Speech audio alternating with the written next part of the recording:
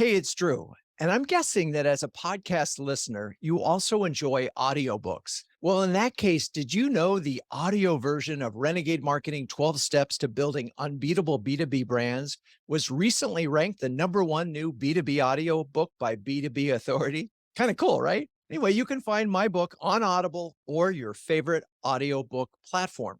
And speaking of audio, before we get into today's show, I do want to do a shout out to the professionals at Share Your Genius. We started working with them several months ago to make this show even better and have been blown away by their strategic and executional prowess. If you're thinking about starting a podcast or want to turbocharge your current show, be sure to talk to Rachel Downey at shareyourgenius.com and tell her Drew sent you. Okay, let's get on with today's episode. Hello, Renegade marketers. Welcome to Renegade Marketers Unite, the top rated podcast for B2B CMOs and other marketing obsessed individuals. You're about to listen to a recording of CMO Huddles Studio, our live show featuring the CMOs of CMO Huddles, a community that's sharing, caring, and daring each other to greatness every day of the week. This time, we've got a conversation with Michael Callahan of Acronis and Allyson of TrustRadius on product-led growth, otherwise known as PLG. Let's dive in. I'm your host, Drew Neiser, from my home studio in New York City. If you work for a startup in Silicon Valley, there is a very good chance your investors or founders admire, if not worship, at the altar of product-led growth. Put simply, the idea of product-led growth, or PLG, we promise not buzzwords, but it's easier to say, is that user acquisition, expansion, conversion, and retention are all driven primarily by the product itself. Famous examples include Slack, Dropbox, and SurveyMonkey. And as you're thinking about this, think about how you discovered Slack or Dropbox or SurveyMonkey. Chances are somebody invited you who was using it to one of those three. All of these brands seemingly grew organically, adding free users who shared it with others who then became users and shared it, leading to logarithmic growth. Many PLG companies have a sizable base of free users, a percentage of whom become paid users when wanting to unlock more usage options from the product itself. In fact, that's exactly how Renegade and CMO Huddles became paid users of all three of these brands. But like everything else in marketing, PLG is easier discussed than implemented, which is why we have two amazing CMOs to walk us through PLG today. Now, one other note, even if there is no way your brand can take the classic PLG approach offering a free trial, you still will want to pay attention to this discussion. Why? Because today's enterprise customer is in self-service mode all day, buying personal products and services online without ever talking to a salesperson. I might say they happily not ever talking to a salesperson. So to the extent that you can create a self-guided buying experience, regardless of what you're selling, the happier most of your potential customers will be. And with that, let's bring on Michael Callahan, CMO of Acronis, a cybersecurity company. Hey, Michael, how are you? Hello, Drew. I'm doing great. Okay, so now I looked at your LinkedIn profile and noticed that you went from engineering at Ohio State to getting an MBA at Darla Moore School in South Carolina. Can you connect those Yeah. dots for us? Yeah. So I would like to say that it was all completely intentional, and part of it was, but not all of it. When I was younger, math and science kind of easy, always interested in fixing things, building things. And so the engineering piece kind of came naturally to me. But what I did see as I was getting into the early part of my undergrad career, that people that were successful in business had this nice combination of both the technology and business. And so I had set one of the potential paths on getting the engineering degree and then following it up a few years later with a business degree, and things worked, and I ended up doing that. And how'd you like going to school in South Carolina? It was hot, right, compared to Ohio.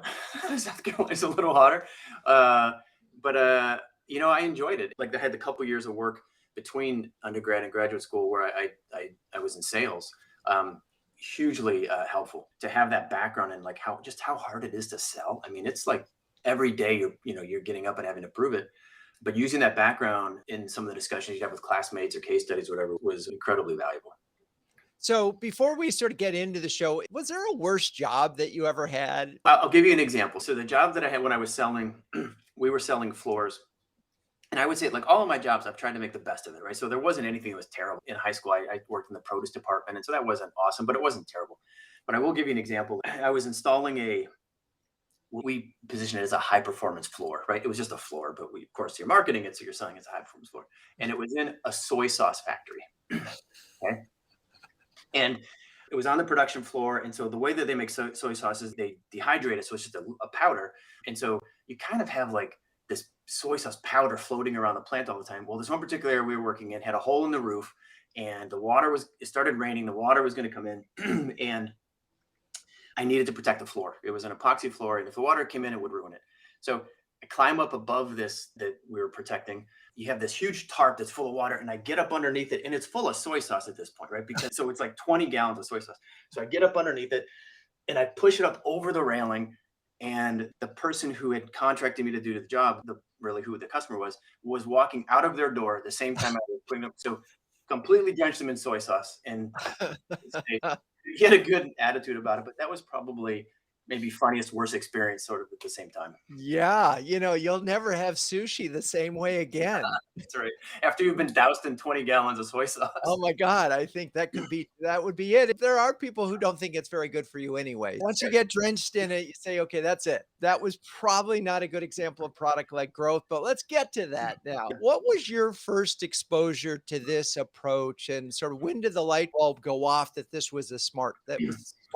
I've been in technology for the last 20 years.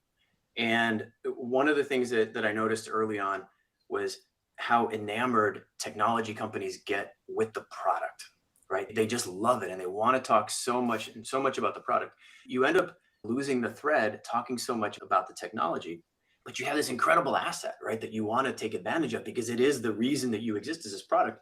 And what I saw was if you could get people, if you could stop talking about the product, talk more about the benefits of what it can do for you or the use that it can be or the value it can be to you, you'll have better growth.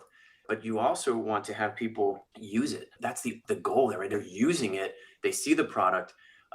You're going to see the growth from that. And in particular, there's one trick, and this is a little bit different than like the examples you gave where they're almost more consumery a little bit, where this is in the like enterprise or the B2B side is if you can get people using it, and then within the product, you build in this idea of what the product can do, you end up seeing growth. So super basic example, right? Maybe you've got a directory along the side of the console that has 15 things this might do. Maybe the person bought one of them, but you have them grayed in or maybe enabled for a short period of time and they're using the product or they're using that feature or that functionality. It ends up leading to more growth because they're using it, right? So they see how the product can benefit them and you end up with this product-led growth. And I think that's another kind of flavor of product-led growth, not just like a free trial of, try Dropbox, but this idea of embedding in the product some of the functionalities so people can see it and try it from there. Right. Interesting. And so is Acronis product-led? I think we are, right? I mean, within the product, you have the ability to turn on or off features. So in our case, there's about 14 different services, 14 or 15 different services, depending how you define them, that are all in this integrated agent that someone would push out to an end user. And they usually start with one, right? So they have one service. But as they're in there, they see, all right, I'm doing like, I might be doing ransomware protection since we're in security. I could do patch management too. I could update by just flipping the switch. It's that simple. And so we are absolutely led like that. And I think it's, like I said, I think it's another perspective on product-led growth, and that we are, because we're selling to businesses, it's in the product. And if you can get them to use the other things in the product that maybe they're not using today, it leads to great growth.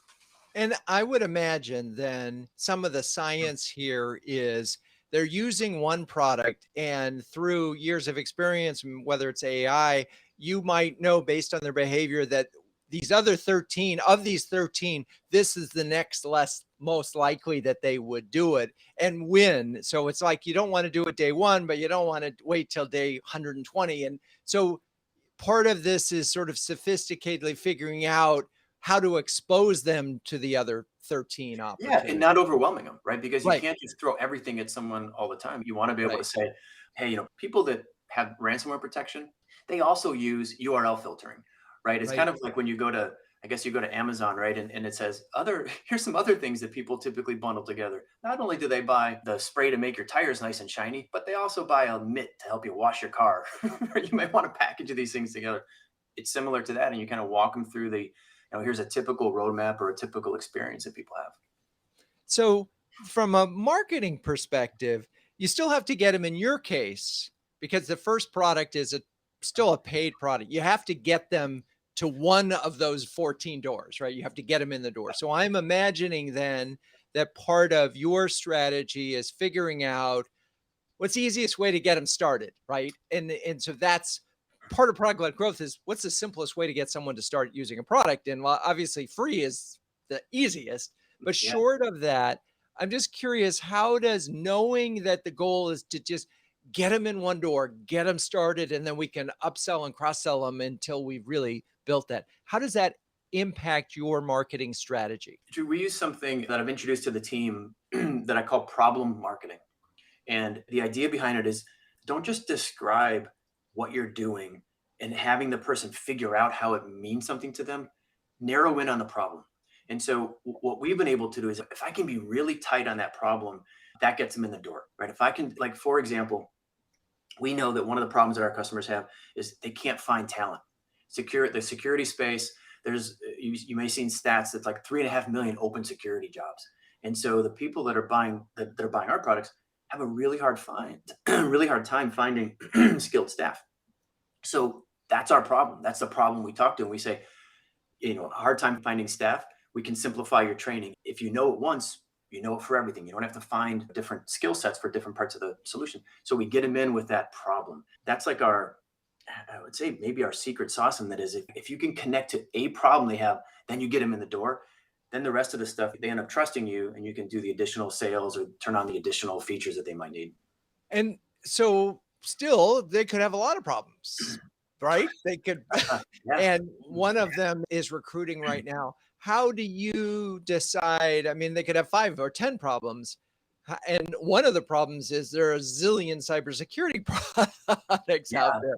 It's a Right. little hard to sort through. How Yeah. do you think through and get to this? I mean, obviously, recruiting is a huge one, but how do you decide which is the priority one that you're going to focus on that's going to lead to product impact? So, I mean, there's some of it is the reports or the metrics we can run internally, right? So we see where there's more or less interest in something, and so we think, oh, that's probably some place where we should focus. But I would say even more importantly, I do a lot of work with our current customers, right? We have these partner advisory councils. I will talk to them multiple times a week, either live or through email or through chat or whatever, and validate that these are the problems. In fact, we just went through this exercise last quarter, and from the I don't know, I would say 50 different problems that we might solve for someone. Um, we narrowed it down to 7, right? And those 7 are the ones that we continue to reinforce. And so those are the ones that grab the most attention. And they may all have the same problem, but they may have it at different times. But what we just talked about was how do they find talent? How do they grow their margins? How do they make sure they don't have a catastrophic failure? Um, how do they make sure that they are getting a fast backup if they happen to lose data? It was those type of problems that we've narrowed in on, and so we market to those instead of all of them. We Right. narrowed it to a set of 7. Well, and I really appreciate it. I'm so glad that we got there because for anyone listening, if you're going to leave the show right now, which I don't want you to do, but if you did, the lesson you would learn is you talk to your customers.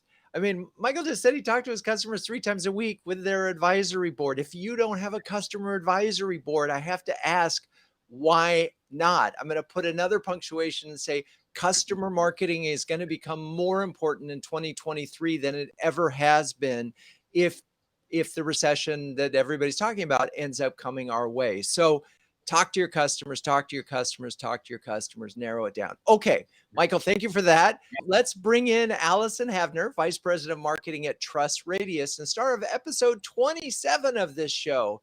So, Allyson, when you were on the show last time, we spoke about your dancing experience in Abu Dhabi, which of course sounded like a lot of fun. Let's skip that and get to the worst job you ever had and what you learned from that experience. Yeah, great question. I think I've been very fortunate that I haven't had a terrible job, but one that I think I learned a lot from was when I was really young, I worked at an ice cream shop and everything was homemade. And so I was the one that kind of did like the mise en place to prep all the extracts for all the different flavors of ice cream that we were making. And I learned a lot because it was like I had this person who was very meticulous that ran the ice cream shop. He like really was very conscious of the quality and everything was done in a very specific way. And I really liked his attention to detail. It taught me about the quality of your work and really putting yourself and being passionate about what you're doing. And so it was just a really good learning experience and it was fun, right? You're working in this really great ice cream shop and I worked probably the most out of everybody because I was the youngest. So they're like, great, you have to do all the grunt work. And that was the other thing too that I learned is that okay, I don't want to be the one that's doing all the grunt work. So how do I, really stay focused and driven? So I think that was one job that was probably one of my earlier jobs that I learned a lot from that really shaped my thought process and mindset going forward. I love it, and I imagine, part of the benefits of is that you had to taste the product with Right. regularity. So, Yeah, and it was great flavors. Like there was like a beer flavor one time, oh like my god. lavender and honey. Like it was very creative. So it was really fun. And like the creativity part of it was really cool too. What could be better than beer ice cream on a hot day? I don't know. Yeah. Talking about product-led growth. Wow, okay, beer ice cream. Hadn't thought about that. Next thing you know, we're gonna have a gin ice cream. So let's talk about TrustRadius. Is it a product-led growth company? And if so, what makes it that? Yeah, so I definitely think TrustRadius is a product-led growth company. We have a freemium offering, so any tech provider can come to TrustRadius. They can list their product on TrustRadius. They can get access to a vendor portal where they can update content like pricing, logo, whatever content they want for their profile, all through the vendor portal. They can generate customer reviews, and they can win awards and accolades based on the sentiment and recency of those awards. So you can totally interact with TrustRadius with never interacting with our sales team, never paying a dime. And I think that's kind of the beauty of it because, like you said in the beginning, buyers are wanting to self-serve, right? Tech buyers want that kind of real hands-on experience with the product, and they want to validate your marketing and sales claims with actual users and their peers. And so a big part of our strategy is like we want people to be listed on TrustRadius. We want them to generate those customer reviews because we want buyers to get all the information that they need to make the best purchase decision possible for their company. And so we want that freemium kind of like engine running to make that information readily available because as we see also in our research, buyers don't want to talk to salespeople anymore. They really want to find that information on their own. They don't want to be cold called. For all the marketers that are listening to this and that get a ton of cold calls and emails, it's really, really hard to break through. So I think you have to have a strategy where twofold for us, where we kind of create that marketplace where it's like we want a freemium offering because we want all that information for buyers and we want buyers on our site and using that information to make a purchase decision. So, given that there's this free product that, if you will, that as a company you can go put a listing, and obviously it's free to anybody who comes in to review the reviews, if you will. How does this sort of impact your marketing strategy? And because ultimately the goal of any company is to drive revenue, and sort of how do you look at marketing? Because in some ways, someone in product development could just say, well, we don't need marketing at all because the marketplace is the marketing. And Right. so talk about marketing in this Yeah. context. Yeah, definitely. And so I started at TrustRadius about a year ago. And so in my mind, it was threefold. So I came in and I was like, okay, let's understand what our freemium customer base is right now and how like at that time there wasn't a lot going on in terms of nurturing them and educating them. So in terms of product-led growth, a big piece of it is like once you get that freemium base, you have to continually interact with them and nurture them and educate them on driving adoption. I think that's the biggest piece of product-led growth is like if people are not adopting your product, they could just be signing up, but they're not actually not using it. That's a recipe for failure. That was the kind of step one. Like, let's create this nurture program. Let's get people interacting with our brand and let's start driving adoption. The second piece is an acquisition standpoint. So once you have that nurture and education kind of program and content in place, how are you acquiring more of those freemium users? And so that's a big piece of it where you want to get them in the door. Once they're in the door, then they enter that nurture program and it becomes cyclical. And then the last piece of this is, I think, reporting, right? So what are the indicators that marketing and product can work on and sales, right? Because it's a different model than what most people are used to, where you're like, okay, great. Marketing has the leads, they qualify them, they send them to the sales team, they move, those sales teams follow up, it starts the sales cycle. And it's very different because what you're starting to look at is what are the triggers within the product and how does that either trigger a marketing motion? How do you look at that in terms of passing that off to your sales team, knowing that they've reached a threshold or they've done X, Y, and Z with your product, so they should be part of your paid offering. And so that's kind of how I look at it, is it's that nurturing program, it's an acquisition program, and then it's that reporting to then move those people to a paid offering. So the nurture stream, as we talk about this for a second, one could argue that that's like customer success, that's customer engagement. How is in your company at least, but Well, where does marketing begin and end in this process in yeah. customer, if there is such a thing? At TrustRadius, the paid offering, that's when you get customer success, right? That's when you have a customer success manager. That's the person that really helps you with like all the paid products that you get Got it. post. Yeah. And marketing's at scale, right? Customer success people are expensive. And Right. so when you're thinking about the freemium offering, it's marketing can do it at scale and at a lower cost point. And so really, even though they're on the site, they're still a prospect because they haven't been paid. And I got to imagine that a large part of this is out of 100 people, 20 of them probably will ever become paid. And so knowing who those people, potential people are, and that's probably really understanding current customers and paid customers and sort of working backwards, right? You made a good point around like your customer base and really understanding them, and I think that goes back to the reporting. So what actions were they, and it depends, like I think PLG, like with anything, there's a maturity model, and so there's companies that have probably that have these triggers where like, okay, they do a lot of analysis where, okay, when they've done X, Y, and Z, they're ready to move to a paid model, or maybe it's a usage threshold or something along those lines.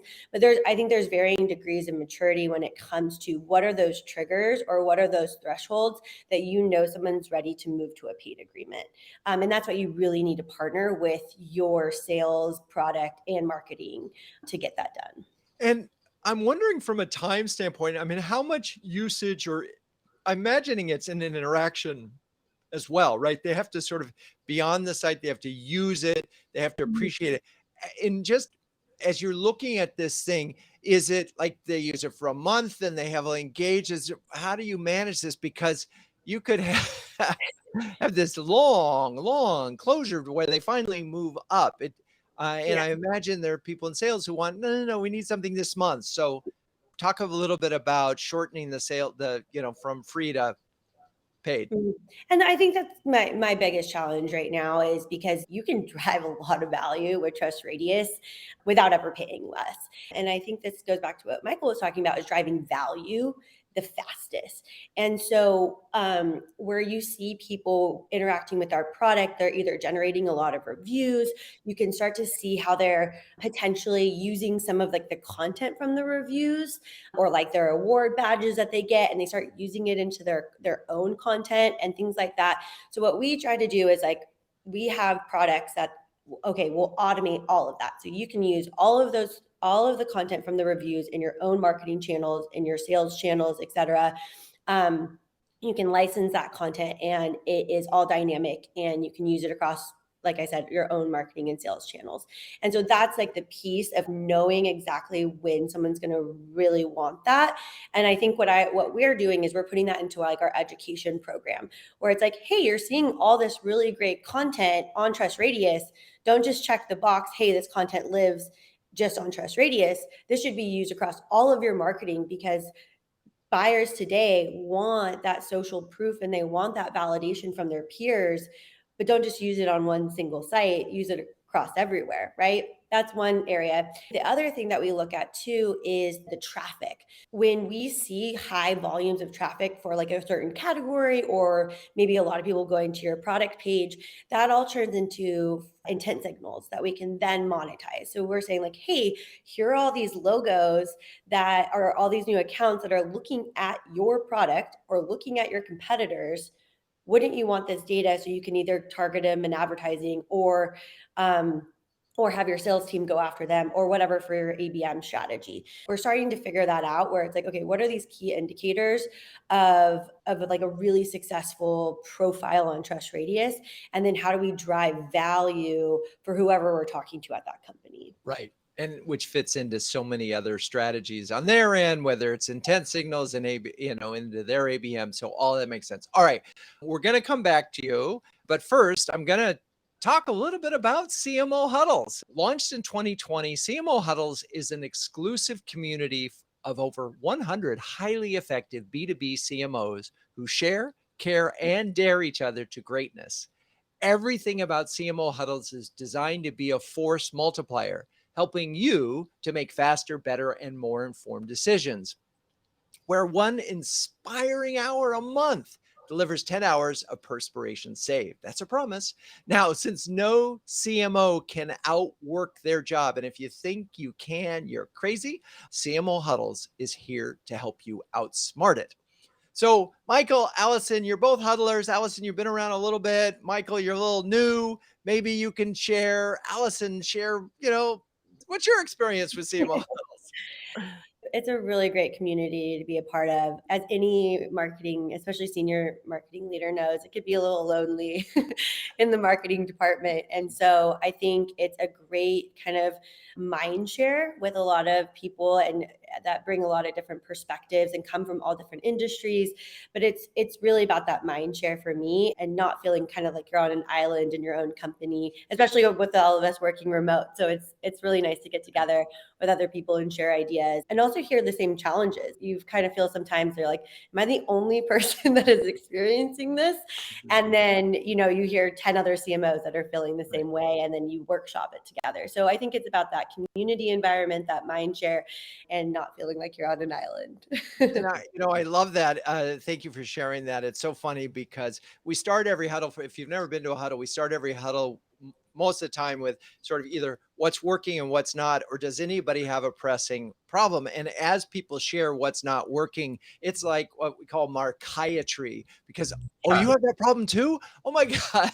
So anyway, Michael, anything, what's your observation? I know you're still relatively new to huddles, but yeah, you've really built a great platform and a great community. I've looked it seems like for years, trying different things, like different, maybe either websites or different groups, to get that peer-to-peer insight, or those like bouncing ideas off people with this may sound strange, but with like in a safe environment, right? As a CMO, you may ask questions to your community that you're not going to ask to other people, especially in the business, because it's your job to know everything, right?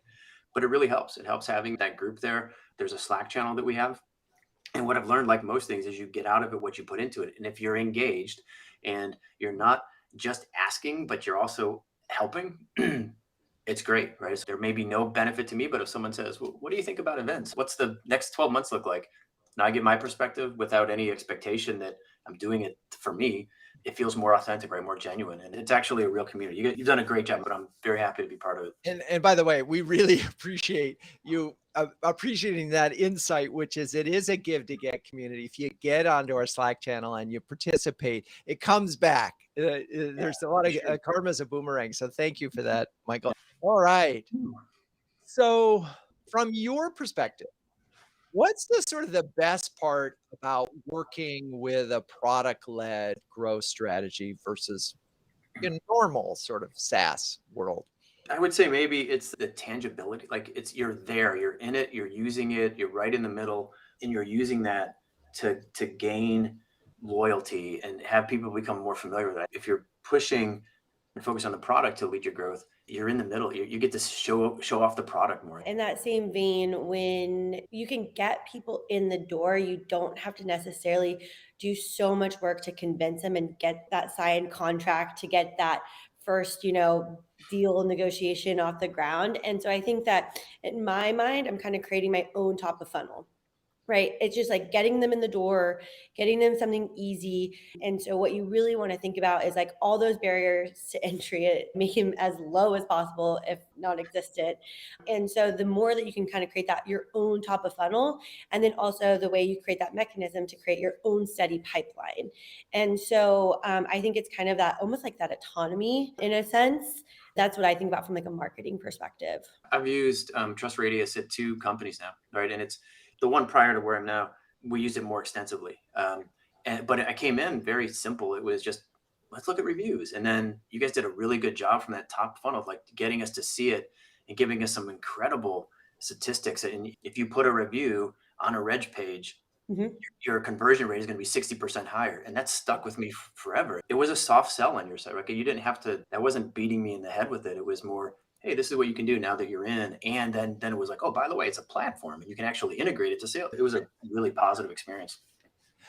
What's so interesting to me about this conversation is we talk a lot about it in huddles is where the friction is in the buying process and how you can sort of remove the friction. If you have a free product, obviously, that's one way to remove friction because people can sort of get started, or you have an entry level product that makes it easier for them.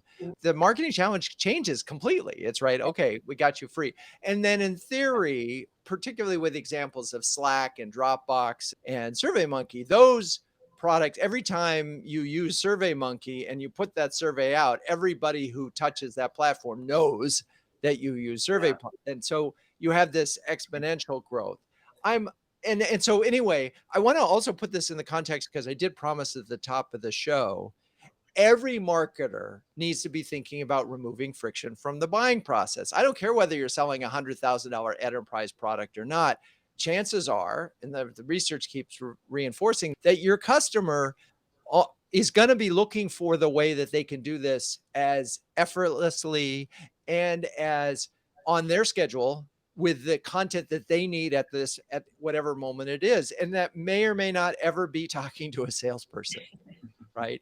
And Yeah. so what you can learn from this self-guided experience is how can you, whatever you're selling, create a self-guided experience? Because I feel like you need to have it almost no matter what. At some point, a CFO might call you and say, I need to negotiate because we're going to do 1,000 licenses, or a technical person, a CISO might call you or CISO might call you to say, what's the security protocols here, right? They're going to need more details or they're going to want to know about integration. But those are the good calls because they're already educated. They're already down the pipeline. So anyway, I Yeah. think this is an important thing that every marketer needs to understand. But I'm curious from your both standpoint, with every good, there's some bad. What's the downside of PLG? I think it's if you don't have alignment with your product and your sales team. A lot of people, like I said earlier, like everything's kind of on a maturity curve.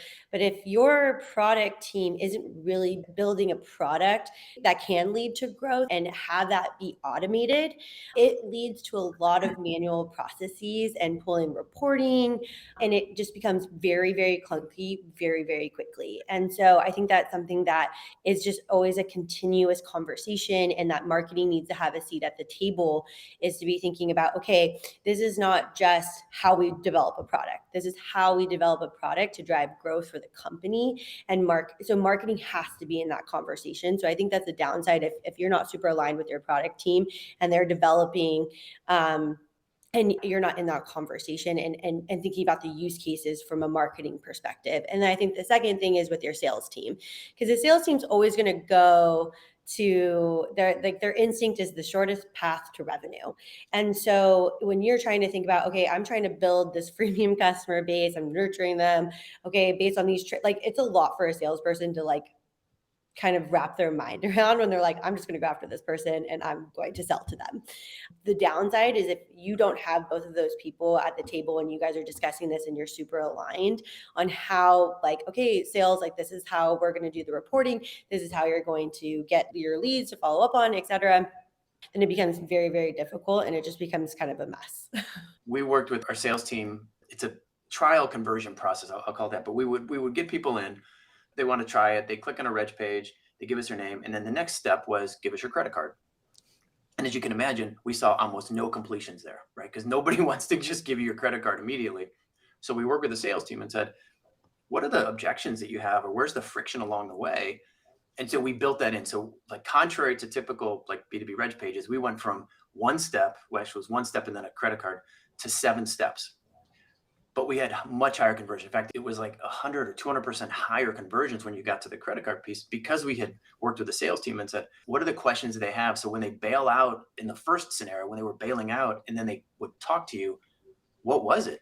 And they would say, well, they'd have questions about what are the different licensing types, or what's how much does it cost, or how do I roll it out, whatever it might be. And so we included that in the process. And so it removed the friction and we had a much higher conversion rate.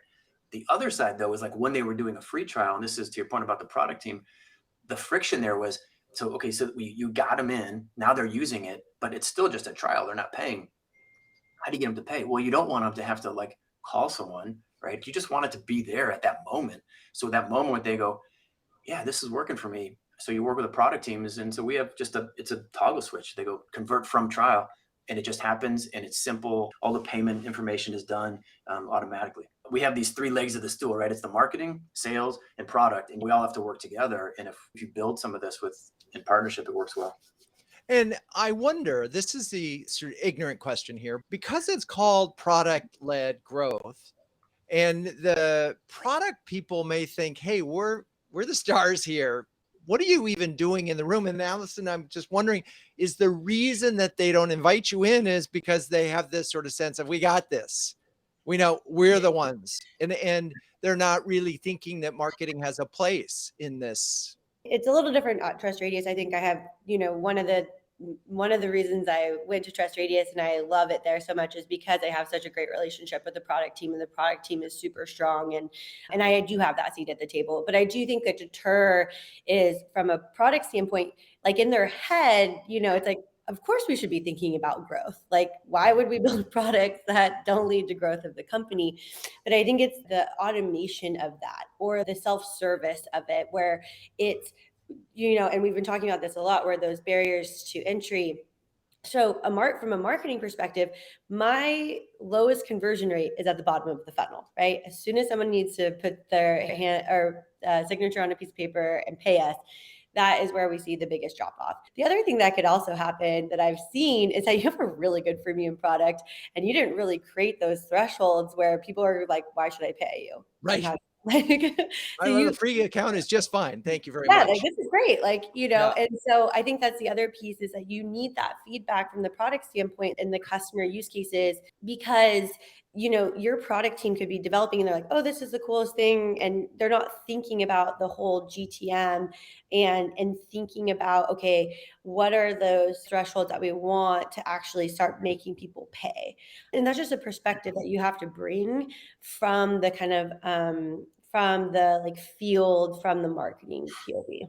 Add on that is like, I think one of the things I always try to think of, and this is, I'll use the product team as an example here, but it's anyone that you're talking with or trying to persuade or convince. The product people are really proud of what they built, right? And they want it to shine, and it's super hard. In fact, it's like one of the hardest roles in the company, and it's also like the most creative. I know I've had discussions with developers before and said, you are probably more creative than the marketing team, because you start with nothing. You start with a blank computer screen, and then all of a sudden, by typing these different things, wow, there's a product that people use. It's incredible. So they're really proud of it.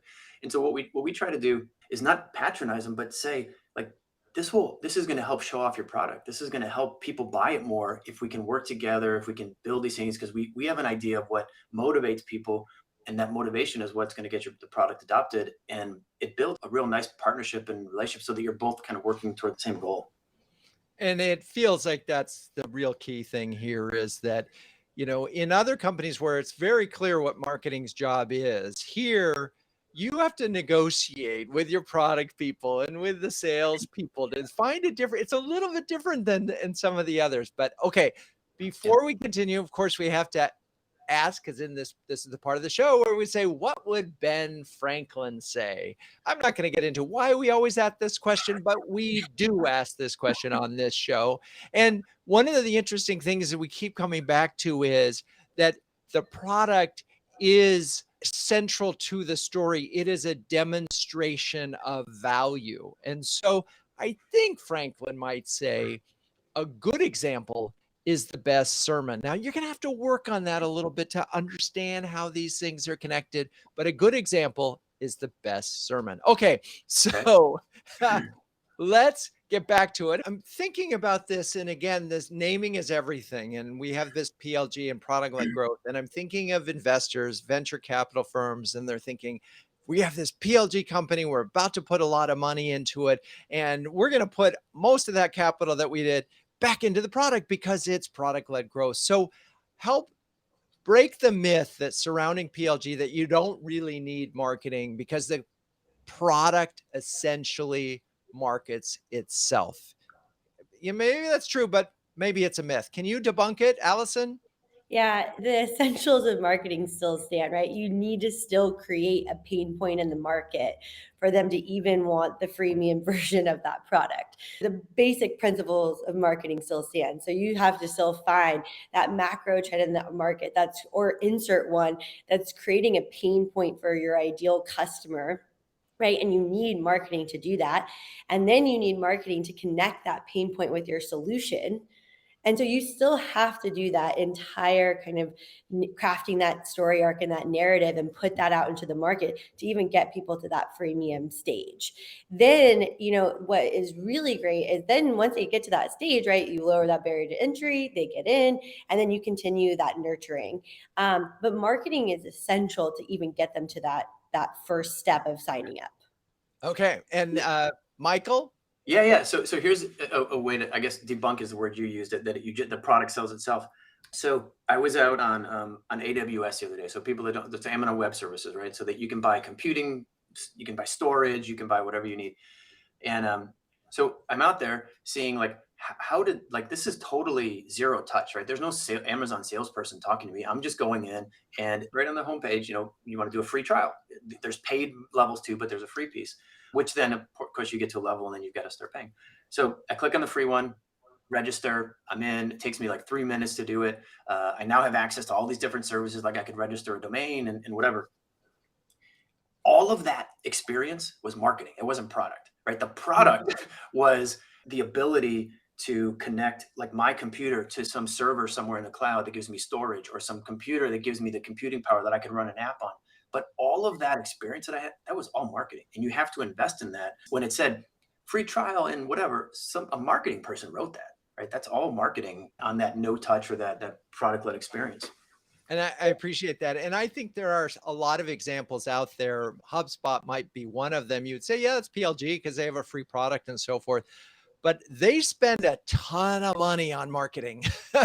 And in fact, there may be a case to be said that you actually end up spending more on marketing because you have a lower threshold to get trials. So it's all about driving and getting folks in the door, and then the product might be doing the marketing from there. Okay, so final words of wisdom for marketers. Let's give them 2 do's and a don't for getting to PLG right. So Michael, I'll let you go first this time. Sure. One, always think about your audience. Audience. That is the first thing. And what do they care about? The second do is make it as simple as you can. Work with the product teams to make it as simple as you can. And the don't is, don't try to take what you've historically done, which is reg page with a bunch of forms that the traditional way. Don't do that. Go to the new way where the product is what's selling the story. Cool. Okay, Allyson, 2 do's and a don't. Yeah, so I think definitely find the value of your product and really drive that home for your customers. Because I think when they start, you have to find that value proposition that's going to get them to convert.